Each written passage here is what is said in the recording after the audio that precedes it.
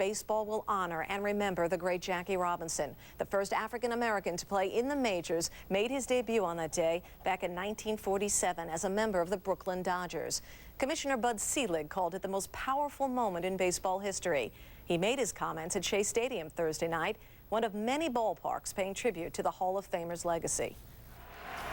We go to Shea. His number shown on the wall at home plate and on the field. And Jackie's widow, Rachel Robinson, was there to speak to the crowd. On this inaugural Jackie Robinson Day, it is my great hope that each of us will take this occasion to reflect on the need to continue the struggle for equal opportunities in our society and in our national pastime. Now to the game, top of the sixth. David Weathers in for Al Leiter, 2 on, and Weathers will walk Andrew Jones to load the bases, but Weathers would come through big time. Why? Because he pitched double play balls in the 6th inning and in the 7th. Here's the one in the 6th, getting Julio Franco. Mets shut out the Braves. Al Leiter wins and extends his consecutive scoreless inning streak to 24 in the 3rd innings, dating back to last year. Dodgers and the Padres, Petco Park, the beautiful yard for the Padres, the new one, but not a lot of power being generated there. Only 3 home runs in 5 games. None of them off the bats of the home team. Padres still looking for their first home run at home. Maybe it's the camouflage. Get back, Loretta. Mark Loretta against Hideo Nomo, and Loretta does get back. First home run in the park at home by a Padre, and then Phil Nevin. Phil Nevin, who was getting a little testy over the weekend, some of his weren't flying out of the yard, delivers one there. Padres now up to a big fat total of 2 home runs at home, but LA with a 2-run lead. And here comes Eric Gagne. 64 consecutive saves. This guy just does not blow them. In the 9th, same score. And that'll do it. Sean Burroughs, routine grounder, 65 consecutive saves for Gagne. LA wins at 7-5. Let's move to the AL. The Mariners and Angels. Ryan Franklin trying to become the M's first winning starter on the year. Mariners problems, well, where do we begin? How about here? Worst start in team history, second to last in ERA in the majors, and an 0-5 record against right-handed starters. So where did this one turn out to be? Top of the 6th, 1 out, Rich Aurelia facing John Lackey, right-handed starter, back up the middle. Garrett Anderson. His throw high over 3rd and into the dugout of the Angels. Edgar Martinez would score. Raul Ibanez awarded home. Mariners up 5-2. It was 6-2, bottom 8. Franklin pitching to Shane Halter. It's a 6-4-3 double play ball to end the inning, and the Mariners find a way and win by the score of 6-2, beating a very good Angels. A's lead 1-0. Kenny Rogers dealing to Eric Karros. Rogers with a win. They have 38 at the ballpark. That would be the most by any pitcher. And, oh, Hank Blaylock, he's a guy. They play there at the hot corner. Bottom 5, 2-1 Rangers, Alfonso Soriano. Bases all loaded up. Barajas and Young would come in to score. Soriano 3 for 4. He's batting .381. Michael Young scored on that one, and Michael Young drives himself in here. Stepping over to shortstop for the departed A-Rod. He's hitting .400. Second homer this season. The Fighting Showalter's up 7-1.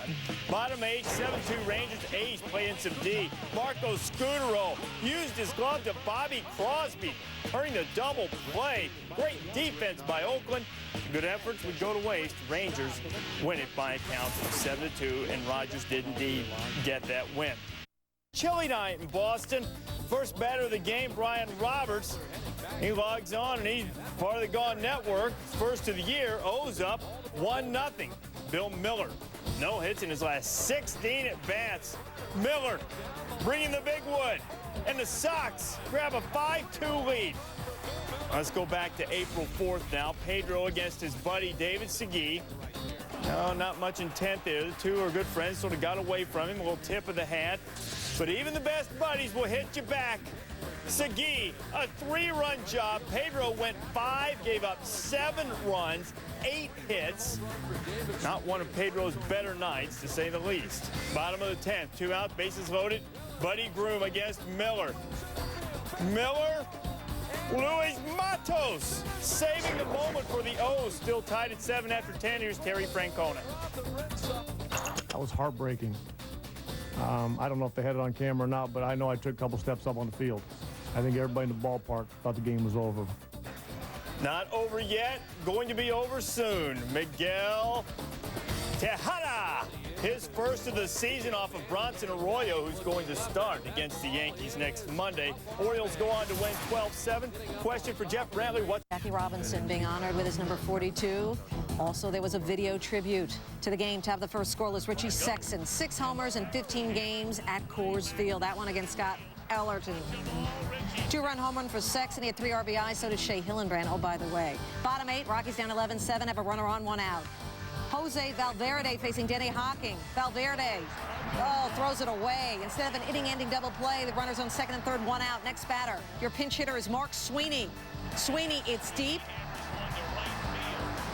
And he'll take that. 2 runs will score. It's now an 11-9 game. Still, bottom 8, Rockies down 2. Matt Manti now pitching. In the box is Vinny Castilla. Oh, this looks good. Just misses a homer. Top of the wall, only hit of the game. Castilla at 2nd with a double. Rockies within 1 after an intentional walk to load the bases.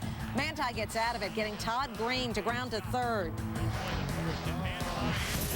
Manti would get his 2nd save. Diamondbacks survive and stop their 5-game skid. 2 on each of the bases. Bottom 1, Aramis Ramirez against Josh Fogg.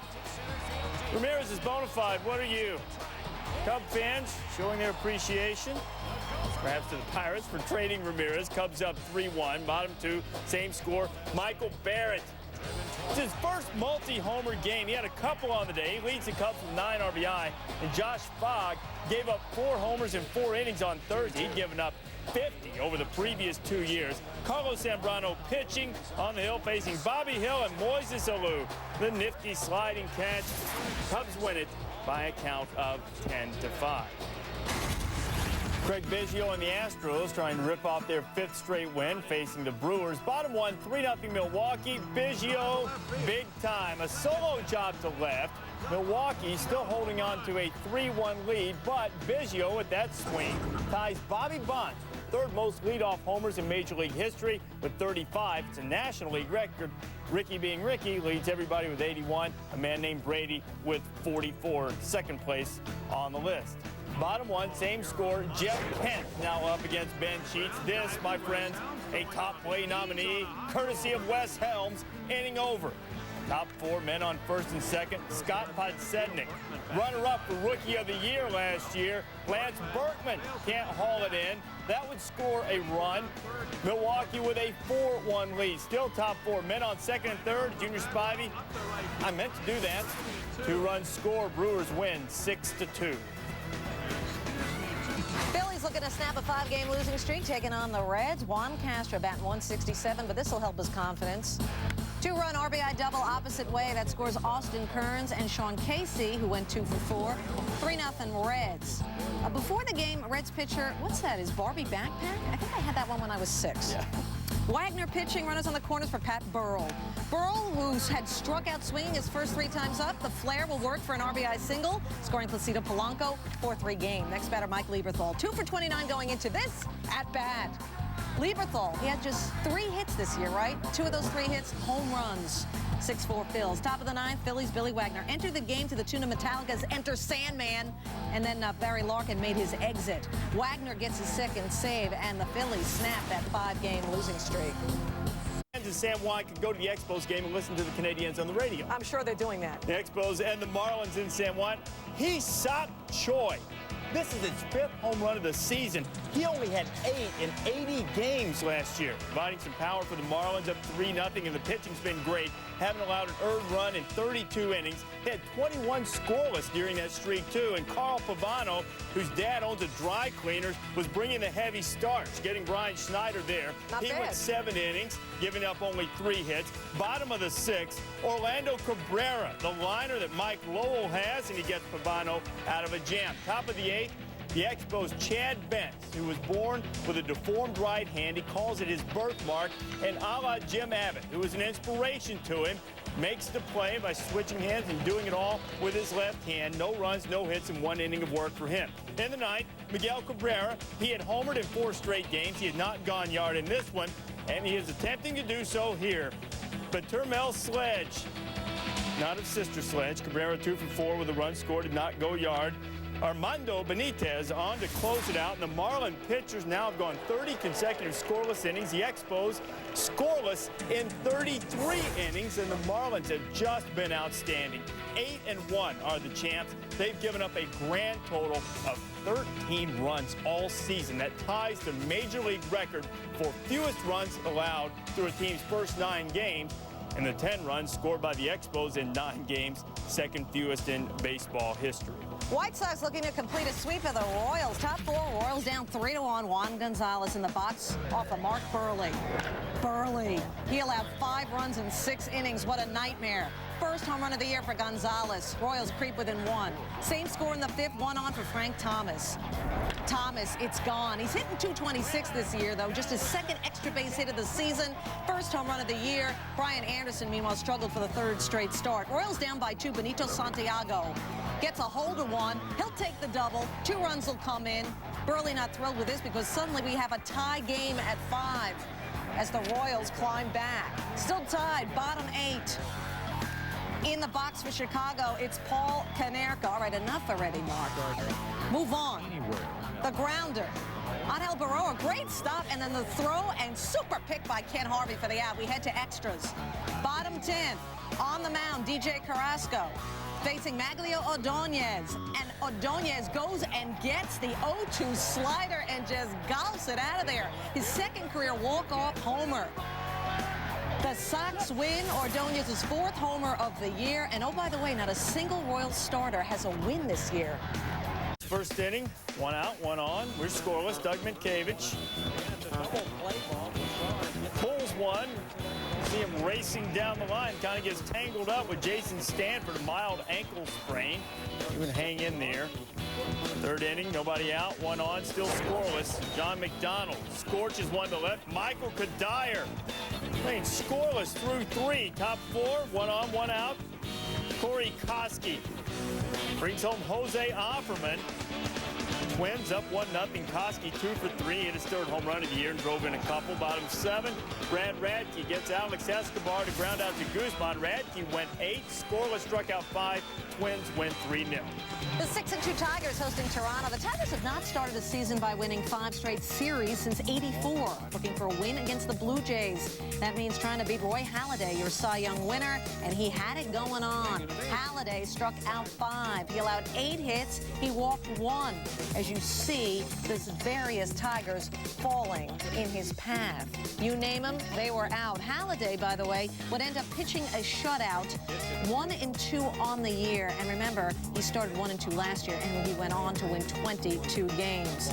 Top of the 7th, Josh Phelps up the middle. It's a 2-run RBI. Johnson and Wells would score. Your final, I told you it was a shutout. A lot of runs on the board as well. 11-0 Toronto. These 2 teams don't play each other anymore, believe it or not.